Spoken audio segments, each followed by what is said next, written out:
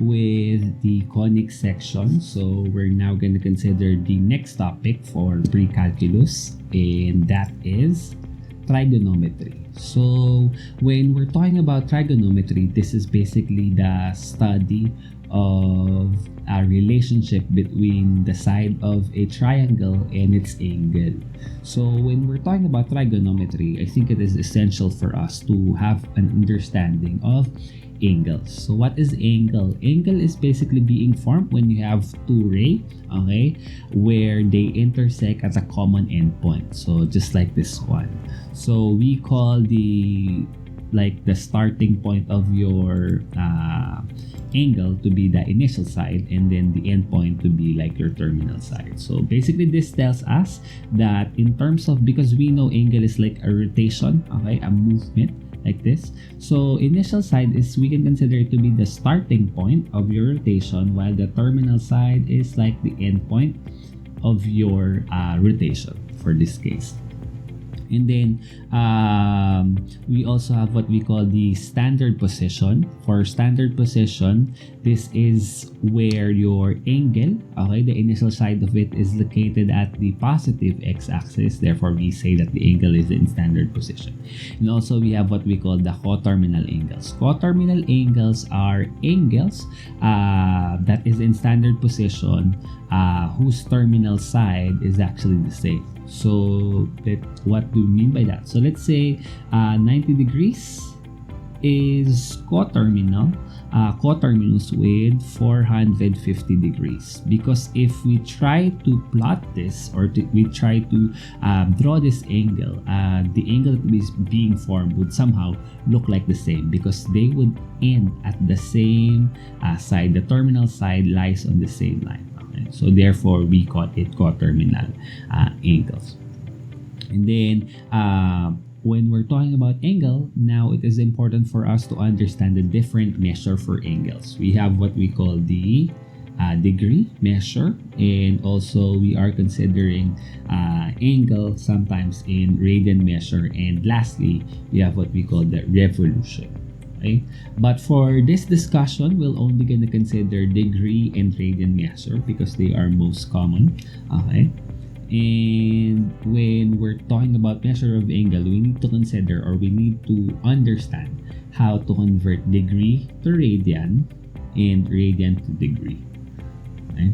So let us consider the basic principle for angles. We denote, since we're gonna convert radian to degree, let us note that pi, okay, pi is the measure that we use for radian, okay, and then for degree we have there the symbol degree. So please take note that pi is equal to 180 degrees. So now let us consider converting degree measure into radian measure. So to do that, we just simply multiply your degree measure into pi over 180 degrees. So let's have an example. So suppose we have an angle here, 30 degrees, and then we wanted to convert this to radian measure. We simply multiply this to pi over 180 degrees. Right? So here.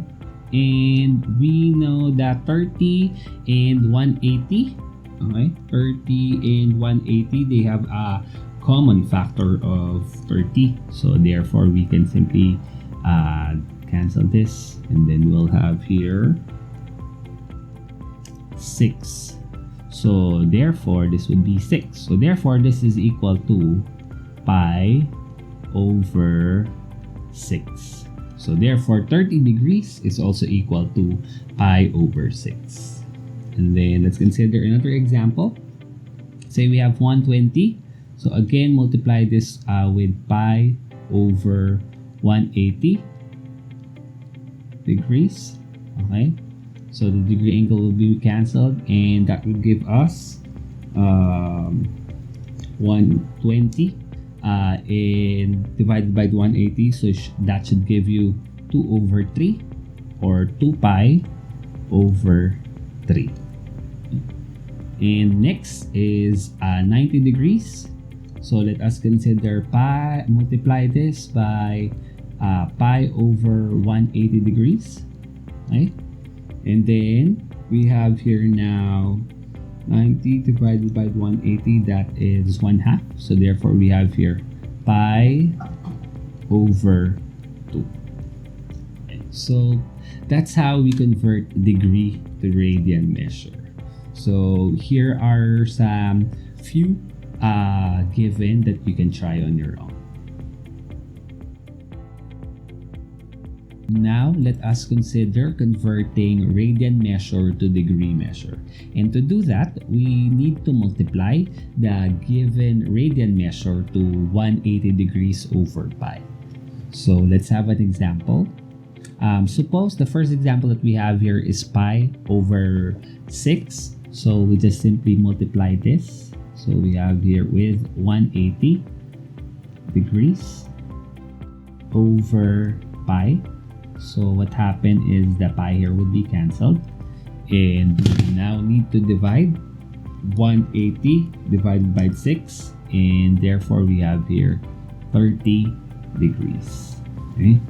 So next, let's try this one. 2 pi over 3. So again, multiply this by 180 degrees over pi. So this would be cancelled, pi.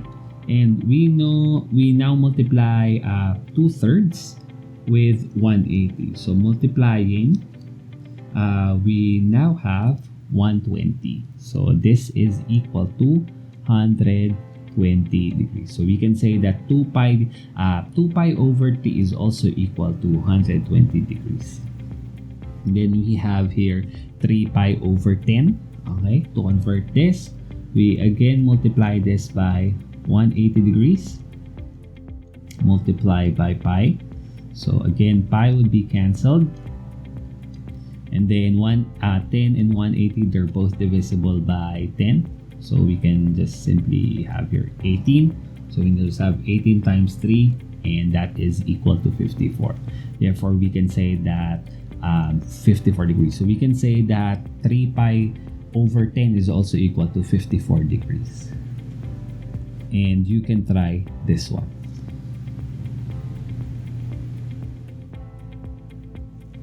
Next that we're gonna talk about is complementary and supplementary angles. So a complementary angle is said to be complementary if two angles are said to be complementary if and only if their sum is equal to 90 degrees. So meaning if you add those two angles and it is equal to 90 degrees, therefore we say it's complementary. So let's say 60, it is complementary to 30 because if you add them 60 and 30, you should be able to get 90 degrees.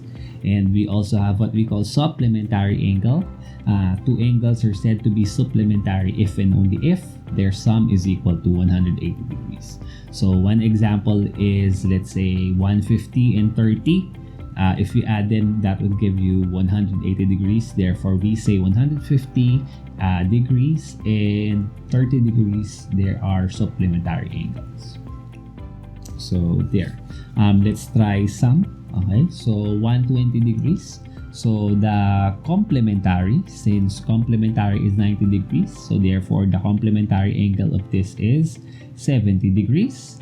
And supplementary, okay, supplementary, that is 180. So the supplementary of 20 degrees is 160. So how did we get that? So I'm just gonna write here complementary, and then this is supplementary, and then I'll just get it up here 90 degrees, and then this is 180 degrees. So basically you just subtract the given angle with this. So 90 minus 20, you'll get 70.